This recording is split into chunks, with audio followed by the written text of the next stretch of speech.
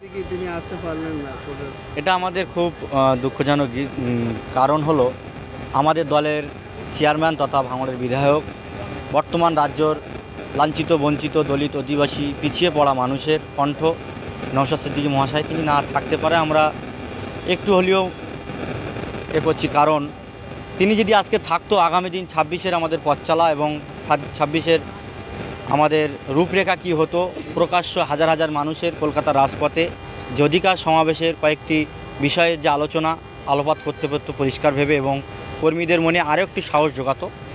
আমরা কোনো রকম ভেবে আমাদের নওশাদ সিদ্দিকী মহাশয়কে আমরা মন থেকে ভুলছি না। তিনি যে বার্তা আমাদেরকে আজকে দিয়েছে সেই বার্তাকে মাথায় রেখে 2026-কে পাখির চোখ করে আজ থেকেই আমরা গ্রামগঞ্জে বিধানসভা ওয়াইজ আমরা রাজনীতি শুরু করব। কারণ 26-এর যে লড়াই, বর্তমান বাংলার নারী আমার দিদি বোনরা সুরক্ষিত নেই। আপনারা দেখেছেন আজ থেকে কয়েক মাস আগে কলকাতার একজন ডক্টর, আমাদের চিকিৎসক তিলোত্তমা দিদি, তানাকে যেভাবে নিঃশ্বাসম ভেবে তাকে ধর্ষণ এবং খুন করে তানাকে মারা হয়েছে। সাথে সাথে আপনার জয়নগর থেকে শুরু করে গতকাল বাসন্তী আরও একটি আমার বোনের, এভাবে যে নারী নির্যাতন দিন বেড়ে যাচ্ছে তার বিরুদ্ধে আমাদের গর্জে উঠতে হবে। বর্তমান রাজ্য সরকারের যারা বিধায়ক, মন্ত্রী, মিনিস্টার পদে যারা আছেন তারা এ নিয়ে কোনো আইন ব্যবস্থা শুরু করছে না।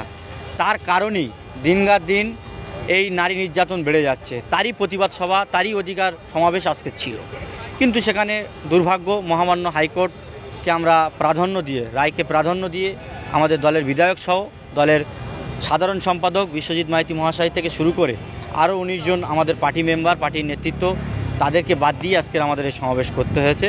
কিন্তু আমাদের যে আবেগ বা ভালোবাসা ছিল, যে কর্মীদের প্রতি যে বিশ্বাস ভরসা ছিল, তারা যে উৎসবের মেজাজে আজকের কলকাতার শহীদ মিনার ভরিয়েছে, এতে আমরা আমাদের কর্মীদের কাছে আমরা চির কৃতজ্ঞ থাকব। কারণ কর্মীরা যেভাবে আমাদের নেতৃত্বদেরকে সাহস যোগাচ্ছে, এটা কোনো দিনই তরে ভোলার নয়। আর এর পিছনে আমাদের নওশাদ সিদ্দিকী মহাশয়ের যে অঙ্গীকার, নওশাদ সিদ্দিকী মহাশয়ের যে একটা ভয়েস, যে কণ্ঠ, তানাকে এভাবে রাজ্য প্রশাসন কোনো রকম ভেবে দলন করতে পারবে না বলে আমি মনে করছি। পুলিশের ভূমিকা মোটে ভালো না। আমরা দেখতে পেয়েছি আমাদের যারা পার্টি কর্মীরা, নেতৃত্বরা গাড়ি নিয়ে এসেছিল, তাদের ঠিকঠাকভাবে গাড়ি পার্কিং থেকে শুরু করে বিভিন্ন রাস্তায় ইচ্ছাকৃতভাবে নো এন্ট্রি করে তাদেরকে বিভিন্ন সময় বিভিন্ন রাস্তা জ্যাম করে ওয়েটিংয়ে থাকতে হয়েছে। তাতে করে আমাদের কর্মীদের আসতে বহুত সমস্যা হয়েছে। তাতে করে প্রশাসনের কাজের প্রতি আমরা অসন্তুষ্ট। আপনারা যেন কাকে নোটোরিয়াস ক্রিমিনাল বলেন না, তো সেই সব নোটোরিয়াস ক্রিমিনাল সহ রাজ্যে একাধিক কয়লা চুরি, গরু চুরি, বালতি চুরি, হাঁড়ি চুরি রয়েছে, তারা তো বিভিন্ন সমস্যা করে যাচ্ছে। তাহলে নওশাদ সিদ্দিকীর বিরুদ্ধে কী এমন মারাত্মক কেস রয়েছে আমাদের পাবলিক জানতে চায়? অবশ্যই নওশাদ সিদ্দিকী মহাশয়ের কেস তো ওরা খুঁজে পাচ্ছে না। নওশাদ সিদ্দিকী মহাশয়কে আমরা দেখেছিলাম এই আজকের দিনে, আমরা 2022 সালের 21শে জানুয়ারিকে কেন্দ্র করে তানাকে কিছু কম বেশি আপনার 47 দিন মতন জেলে রেখেছিল। তারপরেও দলটাকে ওরা চেয়েছিল পুরো ধুয়ে মুছে উড়িয়ে দেবে, কিন্তু দল আটকাতে পারেনি। তারপরে ত্রিস্তর পঞ্চায়েতে আমরা ব্যাপক জয় পেয়েছি। যে সন্ত্রাসের যে এভাবে আমাদের প্রার্থীদের আমাদের নমিনেশন করতে গিয়েছিল, তাদের প্রতি যে আক্রমণ সানিয়ে, তারপরেও রাজ্য জুড়ে যে আমাদের প্রার্থী দেওয়া হয়েছিল, তাতে করে 400-এর অধিক আমাদের পঞ্চায়েতের মেম্বার আছে এবং 40-এর অধিক পঞ্চায়েত সমিতির মেম্বার আছেন এবং জেলা পরিষদ মেম্বারও আছে। তাতে করে বোঝা যাচ্ছে এবং বিগত যে 24-এ লোকসভা নির্বাচনে ভোট মার্জিনে আমরা অনেকটা বেড়েছে। কিছু কম বেশি 37টা আসনে সিপিএম, কংগ্রেস, বিজেপিকে পিছিয়ে আমরা 37টা আসনে আইএসএফ দ্বিতীয় স্থান অধিকার করেছে।